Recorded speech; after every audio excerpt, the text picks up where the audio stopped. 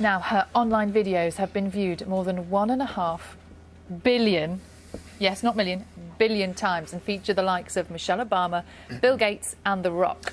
And last year, Lilly Singh also became the highest-earning female on YouTube. So with that sort of media power, no surprise that the Canadian vlogger calls herself Superwoman. But after conquering the internet, she now wants to help the rest of us conquer life. We're going to speak to Lilly in just a moment. So morning. Yes. Yeah, morning. But first, Lilly, before we chat to you, let's just show everybody at home an example of your work. Okay.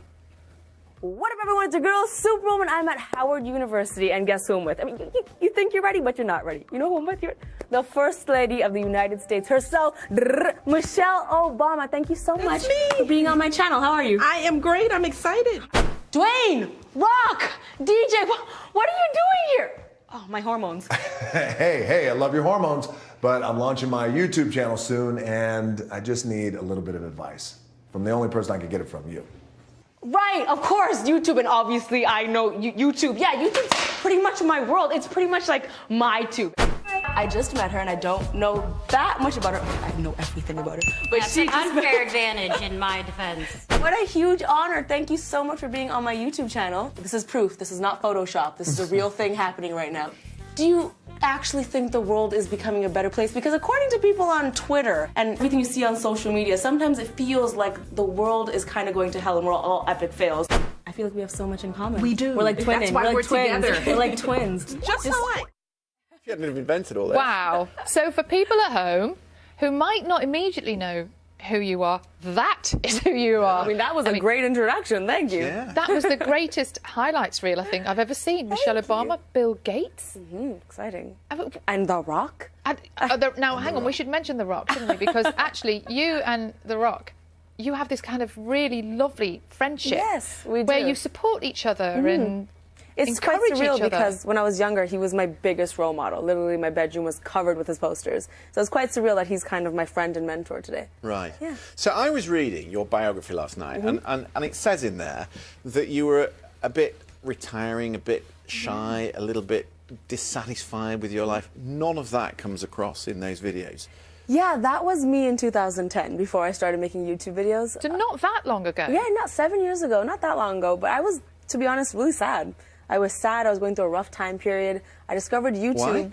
Just life. Hashtag life. I was in my last year of university, and I was convinced I had to live this very linear life of going to school, getting a job, getting married, having kids, and I was like, I don't want to do any of those things. And so I lost that creative spark I had when I was younger until I discovered YouTube, and I thought, wow, people are in their rooms speaking to cameras and making videos, and I was so intrigued. I tried it one day, and it gave birth to this creativity in me again. What was it? What moment was it? Once you started posting your videos, what moment was it where all of a sudden you realised it was getting bigger and bigger? That's a great question. When people ask me this, I can never pinpoint that moment because I feel like I was the last person to discover it was going somewhere. Everyone else was like, you have 1 million subscribers, and I was like, could be luck. I don't really know. I'm not sure.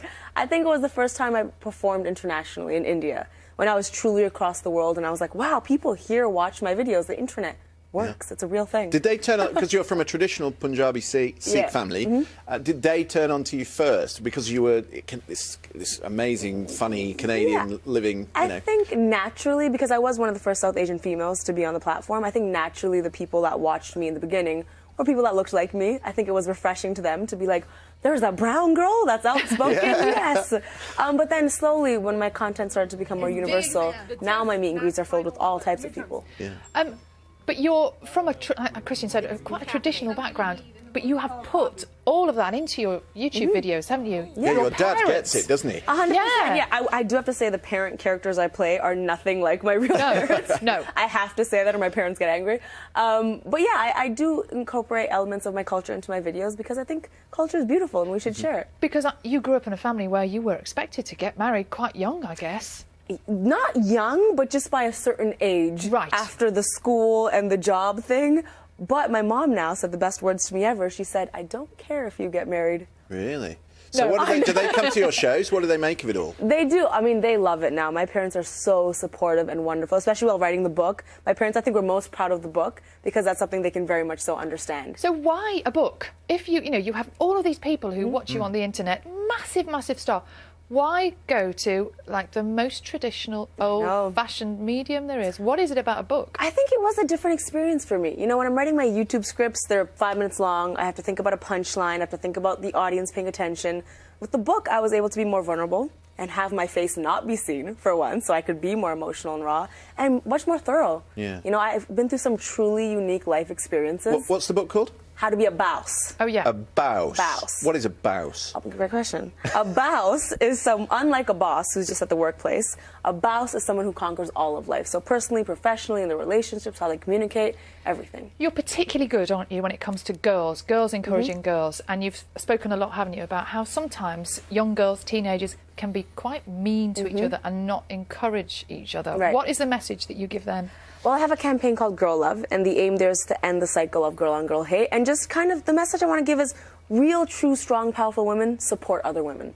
That's the quality of a true woman, to support other women and not tear them down. I think it's easy for us to watch TV and movies and see that that's the culture, but that needs to disappear. We need to support each other. Yeah. There was some stuff last week around that we were talking about on another programme I do, about young girls who are perfectionists and they have to do everything right. And they don't. Yeah, no, it's a phenomenon between 9 and 13 years of age. Wow. I suppose that group of people who are watching you on YouTube take a lot of inspiration from you. I would hope. And I kind of had this moment where I was like, 11 million people watch my videos.